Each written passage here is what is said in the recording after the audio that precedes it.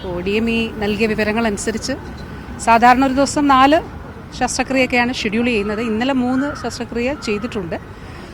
അവസാനത്തെ ഒരു ശസ്ത്രക്രിയ ചെയ്യാൻ കഴിഞ്ഞില്ല എന്നുള്ളതാണ് ഡയറക്ടർ മെഡിക്കൽ എഡ്യൂക്കേഷൻ്റെ ചുമതല വഹിക്കുന്ന ഡോക്ടർ വിശ്വനാഥൻ അറിയിച്ചിട്ടുള്ളത്. അപ്പോൾ അതിലൊരു പ്രോബിൻ്റെ കേടുപാടുണ്ടായി എന്നുള്ളത് കൊണ്ട് ആ ശസ്ത്രക്രിയ നടന്നില്ല എന്നുള്ളതാണ്. ഏതായാലും ഇങ്ങനെയൊരു വിഷയം എൻ്റെ ശ്രദ്ധയിൽ ഇല്ല, ഗവൺമെൻറ്റിൻ്റെ ശ്രദ്ധയിൽ ആ രീതിയിൽ ഈ പ്രശ്നം എത്തിയിട്ടുമില്ല. DMEയുടെ മുന്നിലും അങ്ങനെ ഒരു വിഷയം, ഇപ്പോൾ ഗവൺമെൻറ്റിൻ്റെ ശ്രദ്ധയിലേക്ക് ഒരു വിഷയം എത്തുന്ന നിലയിലേക്ക് ആ ഒരു വിഷയം എൻ്റെ മുന്നിൽ എത്തിയിട്ടില്ല. DMEയുടെ ശ്രദ്ധയിലും ഈ വിഷയമില്ല എന്നുള്ളതാണ് പറഞ്ഞത്. അപ്പോൾ എന്താണ് എന്നുള്ളത് അത് സമഗ്രമായിട്ട് നമുക്കൊന്ന് അന്വേഷിക്കാം. അന്വേഷിക്കട്ടെ. നമുക്ക് അപ്പോൾ തിരുവനന്തപുരം മെഡിക്കൽ കോളേജിനെ സംബന്ധിച്ചിടത്തോളം ഓരോ ഡിപ്പാർട്ട്മെൻറ്റ്, ഞാൻ യൂറോളജിയുടെ മെയിലെ കണക്ക് ഡയറക്ടർ മെഡിക്കൽ എഡ്യൂക്കേഷൻ എനിക്ക് നൽകിയ കണക്കാണ് ഞാൻ നേരത്തെ ഇപ്പോൾ പറഞ്ഞത് 312 ശസ്ത്രക്രിയകൾ നടന്നു എന്നുള്ളത്. അതൊരു ചെറിയ നമ്പറല്ല. അതോടൊപ്പം ഇന്നലെ ഒരു 4ാമത്തെ ശസ്ത്രക്രിയ നടക്കുന്നതിന് തൊട്ട് മുൻപാണ് ഈ പ്രോബിന് ഒരു വിഷയമുണ്ടായി, അത് നടക്കാതെ പോയത്.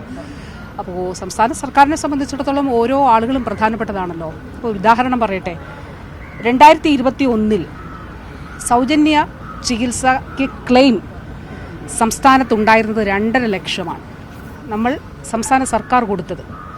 2024 സൗജന്യ ചികിത്സയുടെ ക്ലെയിം 6.5 ലക്ഷമാണ്.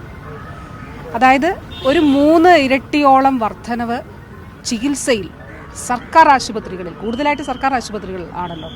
ഇപ്പോൾ ഈ എംപാനൽഡ് ആശുപത്രി, സ്വകാര്യ ആശുപത്രിയെ സർക്കാർ ആശുപത്രിയിലും നമ്മൾ കൊടുക്കുന്ന പണം, സൗജന്യ ചികിത്സയ്ക്ക് കൊടുക്കുന്ന പണം നോക്കുമ്പോൾ അതിൻ്റെ മേജർ പോർഷൻ വരുന്നത് സർക്കാർ ആശുപത്രികളിലാണ്. അപ്പോൾ സർക്കാർ ആശുപത്രികളിൽ ഗണ്യമായിട്ട് നമ്പർ ഓഫ് കേസസ്, അതുപോലെ ട്രീറ്റ്മെൻറ്റ് വർദ്ധിച്ചിട്ടുണ്ട് എന്നുള്ളതാണ് കണക്ക് നമ്മളോട് സംസാരിക്കുന്നത്. ഞാൻ ഈ പറഞ്ഞത് സ്റ്റേറ്റ് മാത്രമല്ല, അപ്പം കേന്ദ്രം 10% താഴെ മാത്രമേ സൗജന്യ ചികിത്സ നൽകുന്നുള്ളൂ എങ്കിൽ പോലും അവരുടെ സോഫ്റ്റ്വെയർ വഴിയാണ് നമ്മളിത് രജിസ്റ്റർ ചെയ്യുന്നത്, ഓരോ സിംഗിൾ കേസും.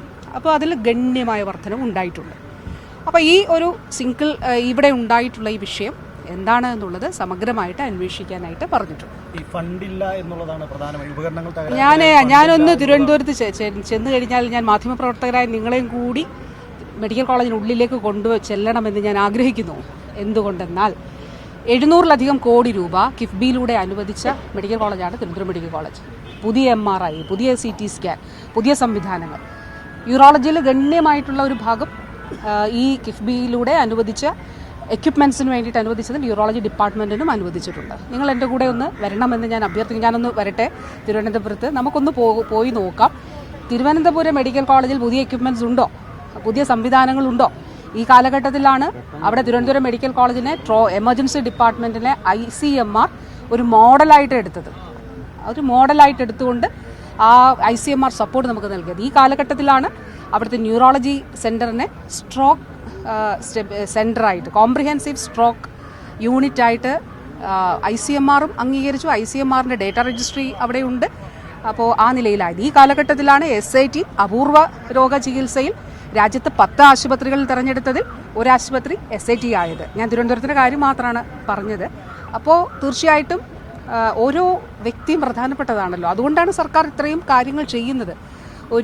ഞാൻ പറഞ്ഞില്ലേ, 2.5 ലക്ഷം ചികിത്സാ ക്ലെയിമിൽ നിന്ന് ഒരു 6.5 ലക്ഷം ക്ലെയിം എന്ന് പറയുമ്പോൾ 1600 കോടി രൂപയാണ് ഒരു വർഷം സൗജന്യ ചികിത്സയ്ക്ക് സംസ്ഥാന സർക്കാർ നൽകുന്നത്. മരുന്നുകളുടെ കാര്യത്തിലും ഇത് നമുക്ക് കാണാനായിട്ട് കഴിയും. അപ്പോൾ തീർച്ചയായിട്ടും പക്ഷേ ഈ ഉന്നയിക്കപ്പെട്ട ഈ ഒരു വിഷയം എന്താണ് അവിടെ സംഭവിച്ചത് എന്നുള്ളത് തീർച്ചയായിട്ടും ഒന്ന് അന്വേഷിക്കട്ടെ. ഞാൻ പറയാത്ത കാര്യങ്ങൾ പറഞ്ഞു എന്നുള്ളത് പറയേണ്ടതില്ല. ഞാൻ പറഞ്ഞ ഡേറ്റ മാത്രമാണ്, ഡേറ്റയാണ് ഞാൻ പറഞ്ഞത്. ഞാൻ പറഞ്ഞത് എന്താണ് എന്നുള്ളത് ഒന്ന് അന്വേഷിക്കട്ടെ. അന്വേഷിച്ചതിന് ശേഷം ഞാൻ സംസാരിക്കാമല്ലോ.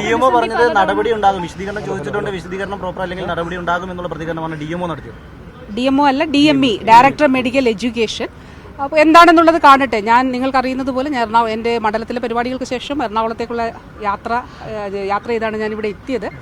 ഈ കാര്യങ്ങൾ എന്താണ്, ഞാൻ പ്രഥമമായി ഇങ്ങനെയൊരു സംഭവം ശ്രദ്ധയിൽപ്പെടുമ്പോൾ എനിക്ക് ലഭിച്ച, ഞാൻ തേടിയ വിവരങ്ങൾ, DMEയോടാണ് ഞാൻ റിപ്പോർട്ട് തേടിയത്.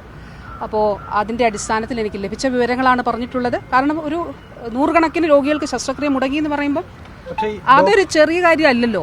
അപ്പോൾ അതുകൊണ്ടാണ്, ഞാൻ പറയട്ടെ, അതുകൊണ്ട് അതൊരു ചെറിയ കാര്യമല്ല. അതുകൊണ്ടാണ് ഞാൻ ചോദിച്ചത്, എത്ര ഷെഡ്യൂൾ ചെയ്തു, എത്ര സർജറി ഷെഡ്യൂൾ ചെയ്തു, എത്ര എണ്ണം നടന്നു, കഴിഞ്ഞ മാസം എത്ര നടന്നു, അതിന് മുമ്പത്തെ മാസം എത്ര നടന്നു, ഈ കാലഘട്ടത്തിൽ ഇങ്ങനെ ഉണ്ടായിട്ടുണ്ടോ, എന്തുകൊണ്ട് DME മിനിസ്റ്റർക്ക് ACS റിപ്പോർട്ട് ചെയ്തില്ല, അഡീഷണൽ ചീഫ് സെക്രട്ടറി ഉണ്ടല്ലോ, അഡീഷണൽ ചീഫ് സെക്രട്ടറിക്ക് എന്തുകൊണ്ട് റിപ്പോർട്ട് ചെയ്തില്ല എന്ന് നോക്കിയപ്പോൾ അപ്പോഴാണ് DME ഡേറ്റകൾ അയച്ചു തന്നിട്ടുള്ളത്. പക്ഷേ എവിടെയെങ്കിലും ലാപ്സ് ഉണ്ടോ എന്നുള്ളത് നോക്കാമല്ലോ, അത് നമുക്ക് നോക്കാം. അത് പരിശോധിച്ച് എന്താണ് സംഭവിച്ചതെന്നുള്ളത് കൂടി നോക്കാം.